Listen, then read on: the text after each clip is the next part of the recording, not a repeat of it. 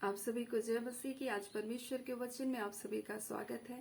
परमेश्वर पिता आज अपने वचनों के द्वारा आप सबको बहुत ऐसे आशीष को दे, वे अपने वचनों के द्वारा आपसे बोले और बातचीत करे। आज हम परमेश्वर के वचन से जिन बातों को देखेंगे वो हमें मिलता है लूका 8 उसका 8 में इस प्रकार से लिखा हुआ है, जहाँ इस प्रकार से लिखा है, कुछ अच्छी भूमि पर गिरा और उगकर 100 गुना फल लाया।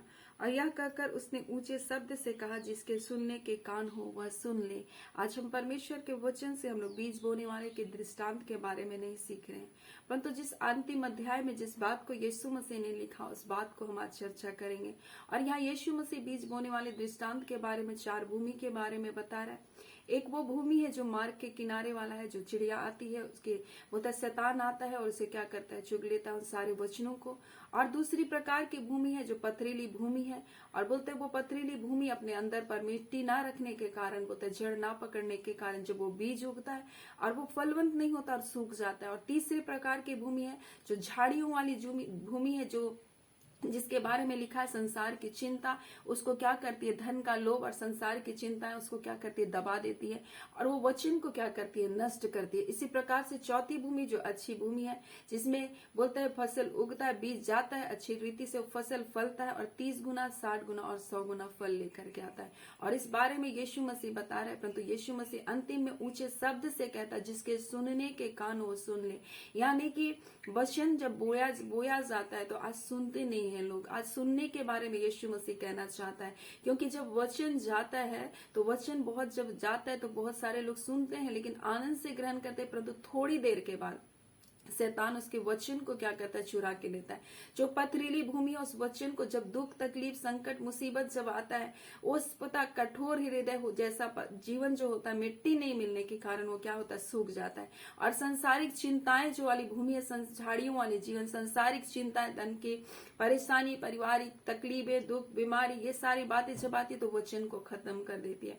परंतु परमेश्वर का वचन बोल रहा है कि जिसके सुनने के कान वो सुन ले, बोल रहा है। यानी कि आज संसार में बहुत सारे लोग सुनते तो हैं लेकिन वो सुन करके अपने हृदय में गहराई से वो ग्रहण नहीं करते हैं। और कई बार हम संसार में तो सुनने के बारे में जब हम देखते हैं तो लिखा बहुत सारी बातों को हम सुनते हैं। संसार में हम सुबह से उठकर नाना प्रकार की बातों को सुनते हैं, नाना प्रकार की चर्चाओं को सुनते हैं, नाना प्रकार की न्यूज को सुनते हैं और इन सारी बातों को अपने दिमाग में क्या करते हैं, रख के घूमते हैं। तो क्या ये जो हम सुन रहे हैं ये हमारे जीवन में कोई लाभ को ला सकता है? नहीं। हम जिन बातों को संसार में सुन रहे हैं वो हमारे जीवन को लाभ लेकर के नहीं आता। क्या जो हम संगीत को सुन रहे हैं वो संगीत क्या हमारे जीवन में कोई आशीष को लेकर के आ सकता है? सबोपदेशक 7 उसका 5 में लिखा है, मूर्खों के गीत सुनने से बुद्धिमानों की घुड़की सुनना उत्तम है।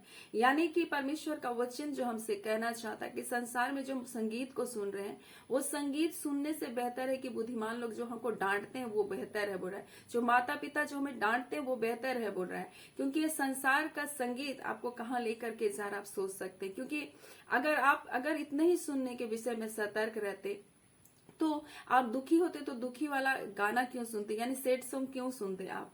अगर आपको ये पता है कि ये गाना सुनने से मैं और दुखी हो जाऊंगा, लेकिन हम फिर भी उन बातों को सुनते हैं। इसलिए परमेश्वर का वचन कह रहा है, जिसके सुनने के कान हो सुन ले, बोल रहा है।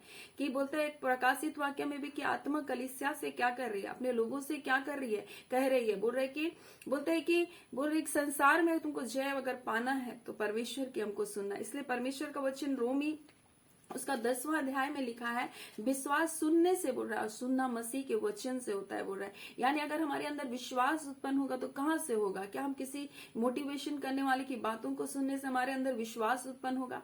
क्या वो हमारी परिस्थितियों को बदल सकते हैं? नहीं। लेकिन जब हम परमेश्वर के वचन को सुनते हैं वो हमारे अंदर विश्वास उत्पन्न करता है और वही विश्वास हमारे क्या करता है, संसार में हमको जय को देता है। और इसलिए परमेश्वर का वचन हमसे कह रहा है कि तुम क्या करो, परमेश्वर के वचन को सुनो। क्योंकि बोलते हैं कि मूर्खों के गीत को सुनने से अच्छा बुद्धिमानों की घुड़की को सुनना उत्तम है, बोलता है। लेकिन कई बार जब हम वचन को सुनते तो हमारे जीवन में चोट के जैसा, हथौड़ी के जैसा लगता है। वो हमारे अंदर तलवार जैसा हमें बेध रहा है, यानी हमारी गलतियों को कभी कभी ये उजागर कर रहा है, ऐसा लगता है। लेकिन फिर भी हमें अपने जीवन में जब परमेश्वर के वचन को जब हम लोग सुनते हैं तो ये वचन हमारे जीवन को क्या करता है, बोलता है कि हमारे जीवन को संवारता है, सजाता है, और जो डालियां हमारे जीवन में नहीं फल रही उन डालियों को क्या करता है, काटता है। यानी परमेश्वर का वचन दुधारी तलवार है, ये हमारे मन के, हृदय की भावनाओं को, विचारों को जांचता है, और हमारे अंदर से जो अशुद्धियां हैं, हमारे अंदर से जो गलतियां हैं, उसको वो निकाल करके बाहर करता है। हम लोग देखते हैं एक लूदिया के मन फिराव के बारे में, हम लोग जो प्रेरितों के काम में लिखा हुआ है, वहां एक स्त्री रहती है जो अपने व्यापार को करते रहती है नदी के किनारे में। और यहाँ पर जब फिलिपोस, हम बोलते हैं कि जब यहाँ पर फिलिपी में, जब इसलिए त्रोआस के जहाज खोलकर जब सीधे सुमात्रा के दूसरे दिन नियापुलिस में आए, तो वहां बोलता है वहां हम फिलिपी में पहुंचे, बोल रहे हैं। और मकुदुनिया प्रांत के मुख्य बोलता है मकुदुनिया प्रांत का मुख्य नगर और रोमियों की बस्ती थी। और जब ये नदी के किनारे इसलिए गए कि वहां एकांत जगह जान करके हम प्रार्थना करने के लिए कोई स्थान होगा बोल के गए, तो वहां बोलता है लूदिया नामक एक थुआतीरा नगर की बैजनी कपड़े बेचने वाली एक भक्त स्त्री थी। और वो क्या कर रही थी, सुन रही थी, बोल रहा है किसके, जब पौलुस लोग यहाँ पर क्या कर रहे थे, वचन को प्रचार कर रहे थे, तो क्या करता है, परमेश्वर ने उनके चित्त को खोला और वह पौलुस की बातों पर चित्त लगाए, बोल रहे हैं, पौलुस की बातों को सुने बोल करके। और जब ये स्त्री यहाँ पर क्या कर रही है, बैजनी वस्त्र बेच रही है, और उसके परमेश्वर ने उसके मन को खोला, और जो वो परमेश्वर का वचन को सुनने लगी, तब बोलता है कि वो गई और अपने पूरे घराने के समेत क्या की बपतिस्मा कर लिया, और उससे विनती की, यदि तू मुझे प्रभु की विश्वासनी समझता है तो चल कर मेरे घर में रहो। और हम वहां हमें मना करके ले गए। यानी कि ये स्त्री थी जो बैजनी कपड़े बेच रही थी, परंतु सुनते सुनते उसका हृदय क्या हो गया, परिवर्तन हो गया, और वे और उसके पूरे परिवार के लोग बोलते अपने पूरे घराने के साथ उन्होंने क्या किया, बपतिस्मा को लिया। हम लोग यहाँ पर देखते हैं कि जब ये वचन को सुन रही थी, ईश्वर ने उसके हृदय को परिवर्तन किया। और इसलिए परमेश्वर के वचन से कभी भी हमें अपने कान को नहीं फेरना चाहिए। इसलिए परमेश्वर का वचन हमसे कहता है, जो व्यवस्था की बातों को सुनने से अपने कान को फेर लेता है, उसकी प्रार्थना भी क्या होती है, घृणित ठहरती है। और हम संसार में बहुत कुछ सुनते हैं, लेकिन परमेश्वर का वचन जहां हमारे सामने आता है, हम उसको क्या करते हैं, उसको स्क्रॉल करके हम उसको पार कर देते हैं, अरे ये परमेश्वर के वचन। लेकिन ये वचन ही है जो आपके अंदर विश्वास को उत्पन्न करेगा, ये वचन ही है जो आपके जीवन को क्या कर सकता है, परिवर्तित कर सकता है। इसलिए परमेश्वर का वचन, नीति वचन 19:27 में लिखा है, अगर तू भटक जाना चाहता है तो शिक्षा को सुनना, बोलता है, छोड़ दे, बोल रहा है। और यहाँ पर परमेश्वर का वचन हमें क्या कहता है, बोलता है तू अपने जन्माने वाली माता की क्या करना, सुनना, बोल रहा है। और हमारा परमेश्वर ने हमें बनाया, हमें रचा है, हमें उसकी सुनना चाहिए कि हमारा पिता हमारे जीवन के साथ क्या चाहता है। और इसलिए परमेश्वर का वचन हमसे कह रहा है कि जिसके सुनने के कान हो, क्या कर रहा है, सुनने। यहाँ पर बहुत जोर से यीशु मसीह इस बात को चिल्ला करके बोल रहा है, जिसके सुनने के कान हो, सुनने। यानी आज बहुत सारे लोग परमेश्वर के वचन को सुन नहीं रहे हैं, वो सब कुछ सुन रहे हैं, सारे न्यूज सुन रहे हैं, सारी बातों को सुन रहे हैं, लेकिन परमेश्वर के वचन को सुनने के लिए उसके पास क्या है, समय नहीं है। वो 10 मिनट, वो 5 मिनट में उनके पास वो समय नहीं है। इसलिए परमेश्वर बोल रहा है कि ये जो वचन है, ये तुम्हारे अंदर क्या करेगा, विश्वास को उत्पन्न करेगा, और ये विश्वास ही तुमको जय प्रदान करेगा। इसलिए प्रकाशित वाक्य में लिखा है कि सुन, आत्मा कलीसियाओं से क्या कहती है, बोलता है। और वहां लिखा है उसके आगे, और जहां जहां ये वचन लिखा है उसके आगे लिखा है, जो जय पाएगा मुझको, मैं तुझको जीवन का मुकुट दूंगा, और जो जय पाएगा, बोलता है, मैं तुझको गुप्त मन्ना दूंगा।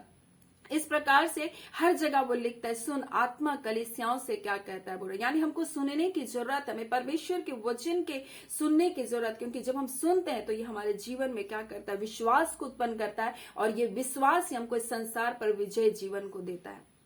आज परमेश्वर अपने वचनों के द्वारा आप सबको बहुत ऐसे आशीष को दे, आमीन। आइए हम प्रार्थना करेंगे। धन्यवाद देते हैं प्यारे पिता परमेश्वर, प्रभु यीशु के नाम से प्यारे पिता, हम निकटता में आते हैं, आपके हुजूरी में आते हैं खुदा, आपको धन्यवाद देते हैं पिता, आपके स्तुति बड़ाई प्रशंसा करते हैं खुदावन परमेश्वर। आप अद्भुत हैं, अलौकिक हैं पिता परमेश्वर, आप राजाओं के राजा हैं प्रभु, आप सारे पृथ्वी के और स्वर्ग के रचने वाले परमेश्वर है पिता। और जो कुछ परमेश्वर स्वर्ग और पृथ्वी में है पिता, और इस पृथ्वी के नीचे सब कुछ आपका है खुदान परमेश्वर, आपने रचा, आपने बनाया, आप अद्भुत है, अलौकिक है परमेश्वर पिता। आप अदोनाई है परमेश्वर पिता, आप एलोहिम है खुदावन परमेश्वर, आप क्या हुआ येरे है खुदावन परमेश्वर प्रभु जी, आप उपाय करते हैं प्रभु जी, आप निसी है खुदावन परमेश्वर, युद्ध में जय को देते हैं खुदावन परमेश्वर पिता। हाँ खुदावन परमेश्वर पिता, आपके जैसा ना कोई था, ना कोई है, और ना कोई हो सकता है, और आप अपने बच्चों के जीवन में अद्भुत कार्य करने के लिए प्रभु जी सामर्थ्य है खुदावन परमेश्वर पिता। आज आपके बच्चे चाहे जिन भी परेशानियों में, दुखों में, निराशाओं में प्रभु जी, आज आपके वचन के द्वारा प्रभु ने जय को प्रदान कीजिए।